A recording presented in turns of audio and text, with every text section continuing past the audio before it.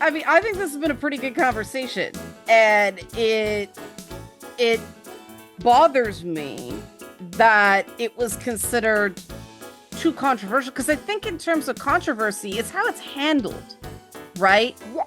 If this is just if we're exploring an issue, I don't think there should be anything controversial about knowledge. I don't think there should be anything Yes. controversial about sharing opinions because that's a safe way for people to perhaps understand the issue better, you know? And that's like that was something I was just telling myself a lot, and I'm like, this is knowledgeable. This can like help Yeah. you understand a lot of things, you know. I follow Nikki Marina Okay.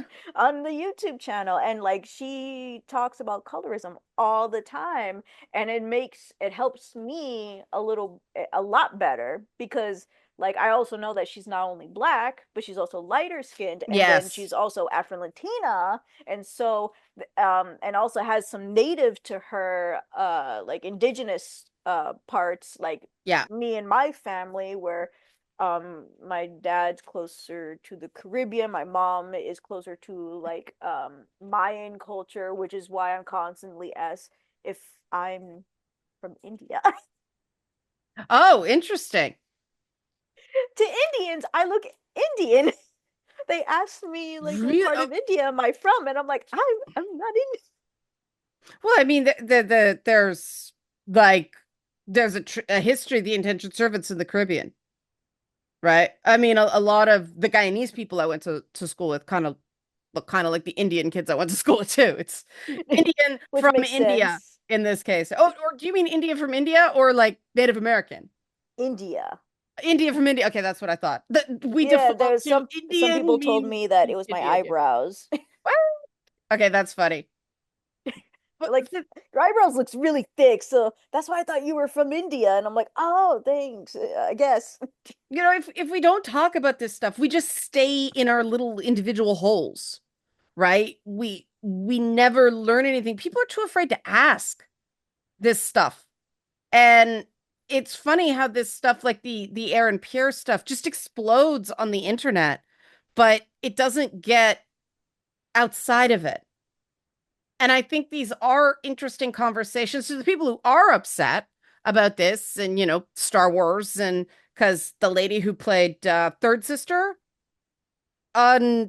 she was great. She was in The Queen's Gambit too. I'm forgetting her name. Great actress, but she took crap.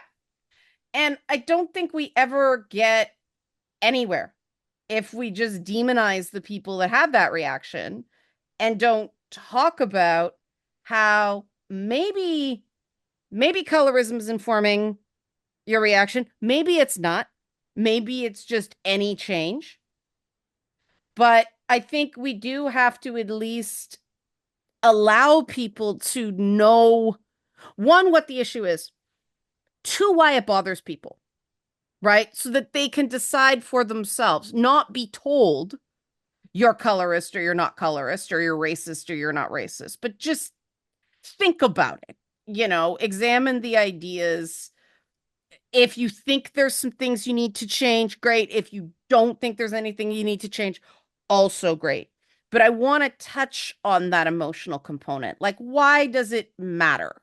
Why does colorism matter? And I would say it in a nice way, you know. If you want the harsh reality way, then that's when you go to Nikki Marina. Right. So what's the nice way? Um, it happens. It affects a lot of people negatively, mostly black people, or if they're like black and also Hispanic Latino, you know, Afro Right. Latinos as well. Because we already have like a lot of light-skinned people wanting to play Miles Morales. Yeah. And like I was also like telling my brother about this too, and he was like, okay, so like what's the problem? And I'm like, okay, so his mom is Puerto Rican, Yeah. but she's also Afro Latina Puerto Right. Rican. And And he's like, it's she's Afro Latina, and I'm like, yeah, bro, yeah. that's like the comic book things, the media things, like they keep lightening the skin of her. So like a lot of people actually don't know that she's Afro-Latino Puerto Rican. And then you Well, have the dad who's African African American, American, yeah. and that's, dark. So they have Yeah. Miles Morales who is darker skinned. Yeah. I believe he's darker skinned than his own mother, if I Yeah. remember correctly. Yeah. I mean, there's a character as well that changed hands a lot. He took, I mean, created by Brian Michael Bendis, right? Not another, well, Jewish guy, white guy. It like creating an African American, Black Hispanic character, and it took a while to kind of settle into the modern I think a interpretation lot of of, his characters are still trying to settle. I think it fully, for Miles Morales specifically, I believe it fully settled because of the movie, and it helped a lot of people because a lot of people weren't sure about the comics until the movie came out, and that's when they read it for the first time. And then he has the Naomi Scott from yeah, DC, who is not that well used in the books. I yeah, heard they're trying to do it more. they And then kind of put her in Superman and Lois. yeah, and then her own show got canceled. Which is Yeah. great because she finds inspiration in Superman, and I'm like, I want that character. Yeah, Uh, but it's like that Naomi is not it's not this it's not Powerhouse. Like it mm, was weird because it was, oh, it's Naomi. Oh no, but it's Steele's kid. yeah. It's John Henry Irons' kid, and then they called her Starlight on the show, which is I don't odd. But know if they're trying. Her hair was fire on that yeah. show. Her hair's fire. I loved her hair. Uh, but and see, that's the thing. You see that hair, it's like, oh yeah, the hair on TV. Yeah, Yeah. you I know. always get excited about it. And then you also have Riri Williams, who is still trying Oh, to be put in there, which kind of sucks for her character because like they've made an Iron Man show, but yeah, it's Iron Man, Hulk Iron Man, yeah. and another Iron Man I don't remember, but everybody was like, you couldn't just use Riri Williams. And so like I heard her origin story was like a mess. Oh, it is. The problem with Riri is I thought the actress who played her did a good job in what was it? Yes, in the Wakanda movie, Forever? and she's Yeah. and she's like near my height. She's Yeah, near my height. she was great. The problem is Riri does not have a plot that they could adapt. They'd have to start completely from scratch, which is why I thought it was kind of smart to put her in a Black Panther movie because the character's good, Yes. but there are no good villains. There's nothing that has become sort, one of those Hallmark stories like the Winter Soldier or Mm-hmm. something like that. And that whole period of Marvel comics where Ironheart comes from is that was controversial because that was that whole legacy character that wiped everybody out Yeah. and replaced them with somebody. And that was But that I keep was thinking like there's so much people saying, that's what we wanted. But when it happens, they're like, I don't want it anymore. And I'm like, but are we wanting to make the change or not? I'm well, willing to make the change. I do think because I know there's some people who will be mad at me for going, think about it, just sit with it. Yeah, that's not saying you are definitely colorist, folks, but I think it's that it seems so cynical when they do a wholesale change like that. Unlike when, like, to me, the perfect way to introduce a new character was the way they introduced Tom Holland's Spider-Man in Marvel Civil War. And Mm. Tom Holland, bias declared, I love his Spidey. Um, but he was in maybe 3 scenes in Civil War. He stole those scenes, but he Dang, didn't, that's so small. he did, yes. I mean, him and Zendaya, we're back to Zendaya. Everything goes back to Zendaya. But, you know, he picked his moments. People are like, okay, we don't have to buy him as the lead in a Spider-Man movie right off the top. Dole them out that way. So I call it the Ahsoka effect. Because you know what, Ahsoka Ah. Tano from Star Mm. Wars? I Every love Ahsoka. A lot of people forget though, people hated Ahsoka when they first What? Well, it's the Star Wars initiation. Everybody's got to hate you before they love you. Jar Jar, Ahsoka, I like love Jar Jar. that. See, like Jar Jar's been redeemed, but when But it's so, I think it's, is it because like is it a generational thing? Like a lot of these people were already older while I was a lot yeah, younger. well, yeah, you were the demographic that Jar Jar was made for, and then there were people who called Jar Jar racist, because of the voice. Uh, even though What it, is just a higher voice? yeah, it's a Misa. Uh, Oh, oh, like the that they language? Yeah, they thought it was sort of an insensitive take on a Afro-Caribbean accent. Uh, I I check out of those because I don't know. People, this is another one. People have the right to have their opinions on that. I have Mm-hmm. gotten used to Jar Jar. I think Jar Jar bore the brunt of Star Wars, the prequels just being the experience for me who, grew up with the original trilogy. People who grew up with the prequels now getting used to the Disney era Star Wars, they're going through all the pain that we did, the 70s Star Wars folks, 70s and 80s Star Wars. Mm-hmm. But Ahsoka got a rough ride. She was annoying. She was, I don't know if Mary Sue was, but just basically, you But threw in she a was girl. 12. Yeah, exactly. Right. And now they'd never allow that character in because she's not wearing enough clothes for modern standards for a kid that age. But yeah, it was. And then they said, oh, well, she improved. And yeah, okay, she grew up, but she also, people got used to her.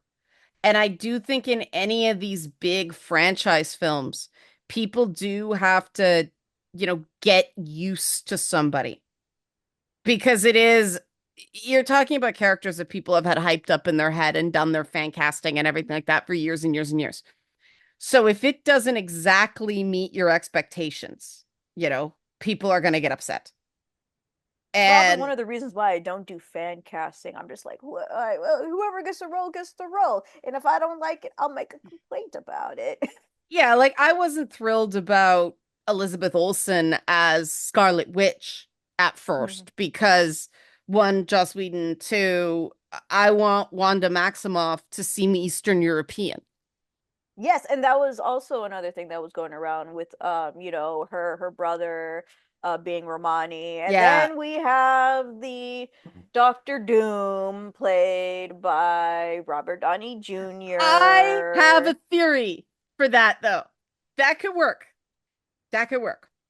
And it's They a there was a recent quote that came out about how they're not doing a Reed Richards and Doctor Doom. They want it to be like Tony and Thanos. See, there's a storyline in the comics Hmm. where Doom and I think it's Reed Richards. No, Tony Stark switch bodies. I So, believe that I did hear that one, but right. I think they said that this one was going to be mostly like the only one. But he could be from a universe where Victor Von Doom is in Tony Stark's body, which means Tony Stark can be out there somewhere in the former Doctor Doom's body, meaning they can recast Iron Man and let Robert Downey Jr. only do a movie every 3 years. I feel like that's giving too much credit, but I can give benefit of the doubt. There is see, this is the thing. Whenever something like this comes out, and I'm like, what? I'm like, how could this work? Okay, this could work. I mean, when WandaVision ended, it was like, if she is not the villain in Multiverse of Madness, I'm going to be very upset. And she was the villain in Multiverse of Madness, and she was Scared me so amazing. She much. was so good. Like Elizabeth Olsen finally got to slay as the Scarlet Witch. And I was happy for her. And there's an example like her, like Gal Gadot, didn't love the casting at first. They sold me, For me, I still never liked Gal Gadot's casting. because she's too skinny. No, I really did not like her acting. See, it's funny because I wasn't big on Tatiana Maslany as She-Hulk at first, but she won me I over love as Tatiana Jen. Oh, Maslany. I love her. I was just a she Jen Walters. But I she, was I like, mean, I can see a Jen Walters. she was the version they did of her, it worked. And I Yes. think that that's what, even I think we've sort of be it resolved that going back to the Aaron Pierre thing, Aaron Pierre's right guy, colorism probably played a part. Mm. Either that or he's just has really cool eyes and that's all anybody saw.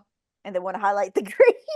Right, right. Yeah, well, I think that's it. But see Rebel Ridge, everyone. If you're not sure about it, see him in that. It's actually a pretty good movie for a Netflix It movie, but he's really It good. is. Yeah, Funny enough, like this type of movie is movies my dad watches all the time. So I've seen this type of yeah, movie for years, but this is probably my first time ever seeing one that was actually good. Like I yeah. didn't even like Chris Hemsworth Oh Extraction, I no, think that is was what not it's good. called. Yeah, I that was wasn't like, good. yo, this is crap. And then I'm Yeah. like, this is better. Rebel It, Ridge, let's go. it's grounded. He shows the intensity he needs to play John Stewart. He has the jadedness, but he's got the intellect. There's a slight above it all vibe to him. It feels more real Yeah, I really, compared to all the other ones seem more fantastical, if yeah, that like makes you could sense. believe you can definitely believe he's a veteran, but you can Mm-hmm. also believe that he's an engineer. Like you see the intellect. Mm-hmm. And I mean, I think he's going to be a great John Stewart. And I do think that we can say both, he didn't cast himself, right? So now that we've had the discussion about whether colorism was a play in the casting, let's let him work, let James Gunn cook, if you will, and give him a chance to, now that decisions made, let him wow us. Right? I do think we have to stop taking out certain things on the actors because they didn't make the decision. Yep. And for the American Chavez, I was like trying to be very specific on not the casting. I'm not going to attack the actress. I will Right. attack the whoever casted this thing and who decided to pick her because like all around her there was constant Mexican culture. Like she had a sugar cane Yeah. Oh, it was, reference yeah. and I was like that's Mexican. That's I, not Puerto well, Rican. the whole time, like, are they making her more Mexican coded? Or they're making her Mexican coded. And then there was like, they still went with the Puerto Rican flag costume, right? I don't think they gave her a costume. It was she had a jacket. Oh, the jacket was evocative of the costume. I Hmm. mean, all anybody talked about was like The the pin, pride flag or something like which that. Yeah. I was like trying to. I heard about that before I watched the movie. Yeah. So when I was watching the movie, I was trying to purposely keep my eye on the pin, and It, you can't. it's, It's yeah. things are happening around that Yeah. it gets out of focus and you can't see. And I'm like, dang, you really paused it and Yeah. zoomed in, and I'm Yeah. like, And I think that's the other thing that it's okay to point this stuff out. Don't make it your life, right? Like, yes, don't make your entire identity hating on something, right? Have it. I mean, I come from the tradition of jokes, and it was a cope where I grew up. So it's like something was clearly prejudiced, and we joke about it because what else could we do? Right? It's like, all right, this was unfair. We're gonna crack a million jokes about how racist that teacher was, and then we're gonna get on with our lives because what else can we do? Right? yeah, That is an important skill to learn. If you don't like casting, I still think Solo got robbed as a Star Wars movie. I thought they were good, the cast of that. And it ended in a place that I'm sorry we're not going to get another movie because I wanted to see what happened next. Um, but okay, you feel upset for a bit and then you move on. You can't, because we have no power. We There's nothing else we can do. We can't and just change the castings, yeah, unfortunately. and if you let these disappointments suck your enjoyment out of things, that's not fair to you. If you don't like something, move on, find something you like. Watch Delicious in Dungeon. Oh my God, Bianca, Oh have you seen yes, I have to Delicious? watch it. You have not seen Delicious in Dungeon?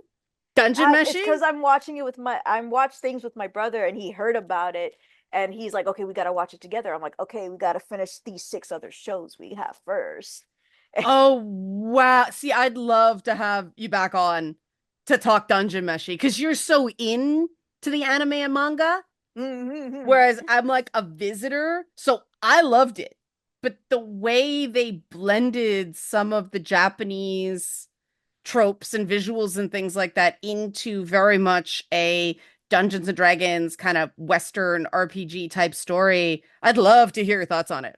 Oh yeah, like I've actually spoke about that before. Like would say like Black Butler. Black Butler is Hmm. an anime in the UK, right? But they like to constantly add Japanese cultural rep. I don't know if they're references or if it's just like a mistake. And I'm like, Right. why are they on their knees? That's not a Yeah. UK thing. Get Yeah. the chairs. Yeah. Yeah. But yeah, I'd love to have you back on for Dungeon Meshi. Until then, I hope you guys enjoyed our chat with Bianca of Myself in Comics. Check Myself in Comics out on YouTube. Bianca and I have been doing content together going way back, but this is the first time Bianca's been on my channel. So, what's your latest voice acting thing, Bianca, that they can check out too?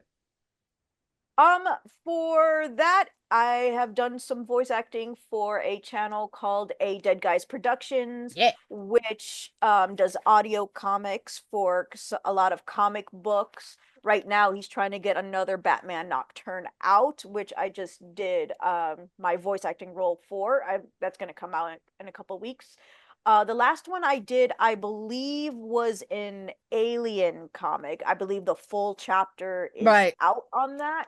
I I Certain gotta I gotta do a read for him now that my voice is back after being hella sick. I owe him some stuff. So we love Dead Guy on Yay. this channel. We love Dead Guy. Dead Guy's great. So check out what's A Dead Guy is his channel, Mhm. A Dead right? Guy Productions. A Dead Guy Productions to check out. They're fully voice Productions. productions. A Dead Guy Productions. Did I get that right? A Dead Guys Productions. Dies. So A Dead Guy apostrophe S Productions, no apostrophe because you can't do it on YouTube. Oh, you can't? I don't know. I'm gonna type in a dead guy's channel. Uh, let's see here. Oh, there is an apostrophe. Okay, there's an apostrophe in the name, but it's at a dead guy. The YouTube channel is at a dead guy's productions on YouTube. There we go. Yes. We got it I right. never use the at. Yeah, well, mine is so hard to find. I don't know what YouTube did to mine because I've had a YouTube channel for like forever. But so A Dead Guys Productions at a dead guy on YouTube. Check out Bianca's voice acting in oh yeah, the Marvel Alien Omnibus is out. And the Alien Romulus prequel comic is Yes, I out. heard about that. So the one I did was called Marvel's Alien Thaw, the full comic story. Okay, I'm not It's my I'm not first time playing a mother role. awesome. But if you are visually impaired and you like comics, these make comics accessible for people who can't necessarily read the funky font. So a dead guy is doing some great stuff in terms of accessibility this way, as well as And he just actually has compliments on that. There was someone Mhm. who was visually impaired, and he said that this was like really great because he does sound engineering as Yes. well. Yeah, they're high quality. They're more audio dramas than audio books in terms of comics. So Ram V loved yeah. it. Yeah, I know some people who this is the only way they can actually experience comics. So it's really important. When did this become an extended commercial for Dead Guy? Let's wrap. Bianca, thanks so much for coming on Two Women Talking. You're welcome. Thank you for having me.